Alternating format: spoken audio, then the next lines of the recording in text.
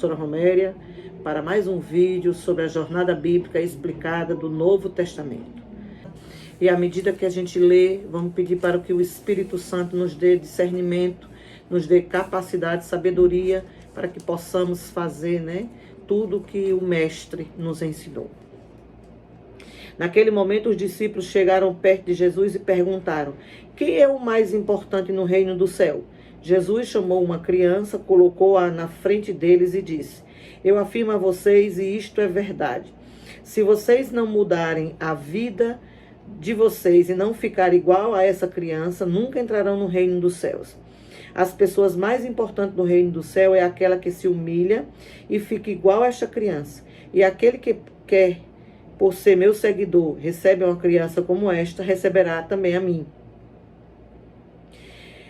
Quanto a estes pequeninos que creem em mim, se alguém for culpado de um deles me abandonar, seria melhor por essas pessoas que fosse jogada no lugar fundo do mar, com uma pedra grande amarrada no pescoço. Ai do mundo por causa das coisas que fazem com as pessoas para me abandonarem. Essas coisas têm que acontecer, mas ai do culpado. Se uma das suas mãos ou dos seus pés faz com que você peque, corte-o e jogue fora, pois é melhor entrar no reino dos céus da vida eterna sem as mãos ou sem os pés, do que ter as duas mãos e os dois pés e ser jogado no fogo eterno. E se de um dos olhos me fazem pecar, arranque-o e jogue fora, pois é melhor que entre na vida eterna com um olho só do que ter dois olhos e ser jogado no inferno. Então Jesus dá uma característica aqui, do perigo do pecado. E quem é mais importante? Lá no reino dos céus, o mais importante é o menor. O maior aqui é o menor lá. Então nós precisamos, irmãos, aliás, é o contrário, o menor aqui é o maior lá. Nós precisamos entender que para o reino de Deus nós temos que ter um coração quebrantado, um coração humilde na presença dele, e estarmos atentos à sua direção, seu direcionamento. Para quê? Para que possamos conquistar, essa batalha no mundo espiritual. E o perigo do pecado, aqui ele está dizendo, quem tirar um desses meus pequeninos da minha presença, é melhor jogar uma pedra, no seu pescoço e jogar no fundo do mar. É muito perigoso aquelas pessoas, que dizem que são de Deus, dizem que são filhos de Deus e que faz as coisas erradas, e traz o escândalo, traz, vamos dizer assim, faz coisas escandalosas que as pessoas saem, as pessoas deixam Cristo, porque não acredita mais, Hoje nós estamos vivendo a nova era que está se instalando, a nova ordem mundial, e nós estamos vendo que as pessoas não estão mais querendo se congregar, não estão mais querendo buscar a Deus, acha que tudo isso é balela. Por quê? Por causa dos escândalos que tem acontecido. Mas Deus está dizendo: ai do mundo por causa das coisas que fazem com que as pessoas me abandonem. Essas coisas têm que acontecer, mas ai do culpado, ai daquele que traz o escândalo. Então, é necessário a gente que fez a escolha por Cristo ter um cuidado excelente sobre a nossa vida espiritual, sobre as nossas decisões, o que a gente está fazendo, porque existe uma grande nuvem vamos dizer assim, uma grande nuvem de testemunha, as quais está observando o que a gente está fazendo. E, irmãos, é uma coisa muito séria. Ninguém vai observar as coisas justas que você faz. É impressionante. Mas as coisas injustas, elas estão elencadas nos primeiros lugares. Então, tenha muito cuidado. Cuidado, não despreze nenhuma destes meus pequeninos. Eu afirmo a vocês que os anjos deles estão sempre na presença do meu Pai, que está no céu. Porque o Filho do Homem veio salvar quem está perdido. O que é que vocês acham que faz o Filho do Homem, que tem 100 ovelhas e uma delas se perde? Será que não deixa as 99 e vai pastando no monte e vai procurar a ovelha perdida? Eu afirmo a vocês, isso é verdade. Quando ele a encontra, ficará muito contente por causa dessa ovelha do que pelas 99 que não se perderam. Assim também o Pai de vocês, que está no céu, não quer que nenhum desses pequeninos se perca. Deus não quer que eu me perca e que você se perca, não. Deus quer que nós estejamos aptos à vida eterna. Se teu irmão pecar contra você, vai e mostra-lhe o seu erro. Mas faz isso em particular, só entre vocês dois. Se essa pessoa ouvir o seu conselho, então você ganhou de volta o seu irmão. Mas se não ouvir, leve com você uma ou duas pessoas para fazer o que manda as Escrituras Sagradas. Eles dizem, qualquer acusação precisa ser confirmada pela palavra de pelo menos 2 testemunhas. Mas se a pessoa que pecou não ouvir essas pessoas, então conte tudo à igreja, e se ela não ouvir, a igreja trate-o com o pagão como um cobrador de impostos. Eu afirmo a vocês, e isso é verdade, o que vocês proibirem na terra será proibido no céu, e o que vocês permitirem na terra será permitido no céu. Eu afirmo a vocês, e isso também é verdade, todas as vezes que 2 de vocês estão na terra e pedir a mesma coisa em oração, isso será feito pelo meu Pai que está no céu, porque aonde estiver 2 ou 3 juntos em meu nome, ali eu estarei. Então aqui nós vemos 2 coisas muito importantes. A primeira é se um irmão pecar contra você, irmãos, é uma coisa que a gente sempre tem visto na congregação. O irmão peca contra o outro. Porque nós somos irmãos, nós somos família, sempre vai ter aquela divergência, vai ter aquela coisa, né? Então, você tem que ir até ele. Não é falar dele para o outro irmão, mas é ir até ele, é o que a Bíblia diz, e reconciliar com ele. Tá bem aqui, ó? Se o teu irmão pecar contra você, vá e mostre-lhe o seu erro. Como é isso? Irmão, eu estou vindo aqui falar com você, pedir perdão, porque você fez isso e isso e eu não gostei, tá? Eu te perdoo e eu quero te pedir perdão. Se ele não aceitar, né? Porque a gente sabe que tem um grupo que é resistente à verdade, você pode levar mais 2 testemunhas contra ele. Se ele não ouvir, tem que levar para a igreja. Esse é o procedimento.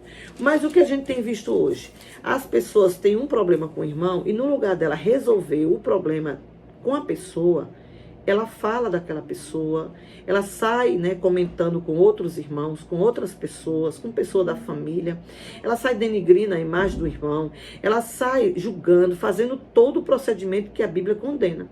E depois ela está cheia de problema, porque quando você julga o irmão, quando você fala do irmão, você já está preparando o seu tribunal. Você vai ser julgado do mesmo jeito. É o que diz a palavra. Assim como tu julgas, a mesma medida você será julgado. Então, você tem problema com alguma pessoa, você vai até ele. Pode ser irmão, pode ser pai, pode ser irmão de biológico, pode ser marido. Você tem que chegar até ele, aquela pessoa que lhe fez mal, e dizer, olha, eu vim aqui, houve um erro, houve um engano, eu não concordei da maneira que você falou, eu não concordei da maneira que você disse, e eu quero vir aqui para a gente resolver isso. Irmão, é a melhor coisa que tem. Isso se resolve instantaneamente. É impressionante como a cadeia do ressentimento cai nessa hora. Mas é do procedimento bíblico. E na mesma hora, Deus diz, então vocês 2, orando, que ele diz, ó, e eu afirmo a vocês, e também é verdade, quando 2 de vocês estiverem pedindo a mesma coisa em oração, isso será feito pelo meu Pai. Na mesma hora que você se acertar com seu irmão, você já diz, irmão, vamos fazer uma oração, nós 2? Senhor, nós estamos aqui na tua presença, eu e meu irmão, porque está escrito aqui, ó, Mateus 18, que se o Senhor 2 ou mais estiver no teu nome, tu vai fazer. Então nós estamos aqui concordando que eu entendi o que ele fez, eu perdoei, ele entendeu o que eu fiz e ele perdoou, e nós estamos aqui te pedindo perdão pelos nossos atos negligentes e que o Senhor venha apagar esses pecados das nossas vidas. É o que vai acontecer, irmão. Experimente fazer isso. Quantas pessoas estão perdendo casamento, estão perdendo famílias, porque não faz assim. Eles julgam. Mas fulano fez isso, fulano fez assado, fulano me julgou, fulano... Não, você não tem que fazer isso, você tem que fazer como a Bíblia manda. Aqui no 21 diz, então Pedro chegou perto de Jesus e perguntou, Senhor, então quantas vezes eu devo perdoar o meu irmão que peca contra mim? 7 vezes? Eles estavam insistindo na cerca do irmão pecar. Você está vendo que esse capítulo 18 é só sobre o irmão pecar contra a gente? É uma coisa muito tremenda que Deus fez. Se eu pecar contra você, né, dizer algo contra você, é você que tem que vir até mim. Você está entendendo? Se teu irmão tem algo contra ti, vai até ele. E a gente não vê essa prática justamente porque a gente tem uma cultura que a gente aprendeu que quando a pessoa faz mal pra gente, ela que tem que vir, porque foi ela que fez. Eu não fiz nada. Eu fui vítima.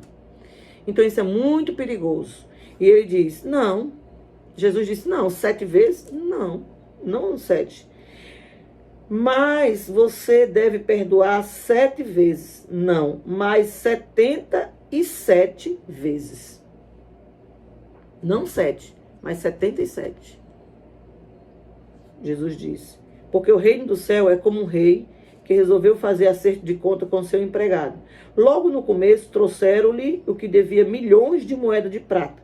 Mas o empregado não tinha dinheiro para pagar. Então, o seu patrão, o rei, ordenou que fosse vendido como escravo o empregado, a sua esposa, os seus filhos, porque esse era o que estava na lei, e que fosse vendido tudo que possuía. Mas o empregado se ajoelhou diante do patrão e pediu, tenha paciência comigo, e eu pagarei tudo que eu lhe devo. O patrão teve pena dele, perdoou a dívida, e deixou que ele fosse embora. E o empregado saiu ao encontro dele, dos seus companheiros de trabalho, que lhe devia 100 moedas de prata. E ele pegou esse companheiro pelo pescoço e começou a sacudi-lo, dizendo, pague o que me deve. Então seu companheiro se ajoelhou e pediu, tenha paciência comigo. A mesma moeda, irmão. Do jeito que ele pediu para o patrão dele, o empregado pediu para ele. E eu lhe pagarei tudo. Mas ele não concordou, veja bem. Pelo contrário, mandou pôr o outro na cadeia até que pagasse a dívida. Ele não fez a misericórdia que o patrão dele fez com ele. O que Deus fez com você, você tem que fazer a mesma coisa com a pessoa que faz com você. É o mesmo procedimento. Ele diz, quando os outros empregados viram que havia cometido, ficaram revoltados e foram contar tudo para o patrão. E aí o patrão chamou aquele empregado e disse, empregado miserável, você me pediu e por isso eu lhe perdoei tudo que você me devia. Portanto, você deveria ter também pena do seu companheiro, como eu tive pena de você. O patrão ficou com tanta raiva e mandou o empregado para a cadeia a fim de ser castigado até que pagasse toda a dívida. E Jesus terminou dizendo, e isso é que o meu Pai que está no céu vai fazer com vocês, se cada um não perdoar sinceramente o seu irmão. Você está entendendo? A questão do perdão, ela é muito precisa na Bíblia. Se você quer adquirir o perdão de Deus, se você quer ter o perdão das pessoas para com você, você tem que começar a perdoar.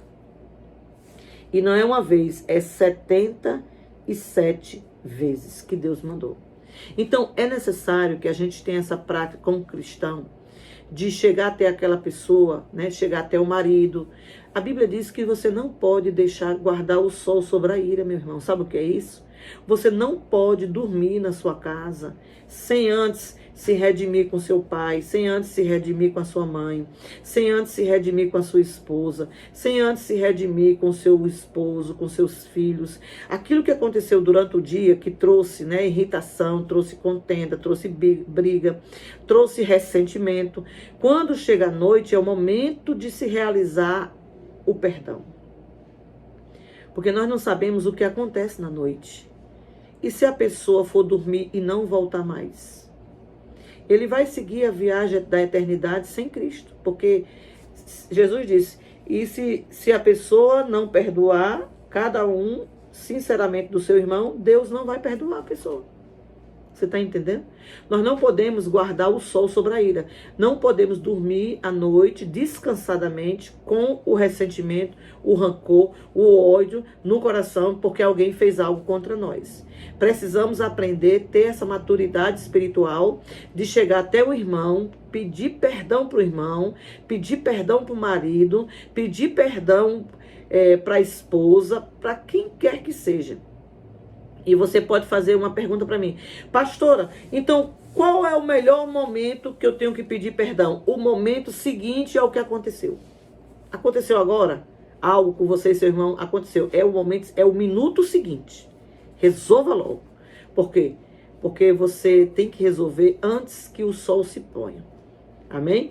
Então, que Deus abençoe a sua vida. Esse patrão aqui, ele devia milhões, o homem perdoou. E o outro, ele devia algumas moedas, ele jogou na cadeia. Veja a diferença, o disparate. Ele recebeu um perdão de milhões de moedas, e por causa de algumas moedas, ele queria botar o outro na cadeia e esfolou o outro. Então, não é assim que Deus quer. Amém?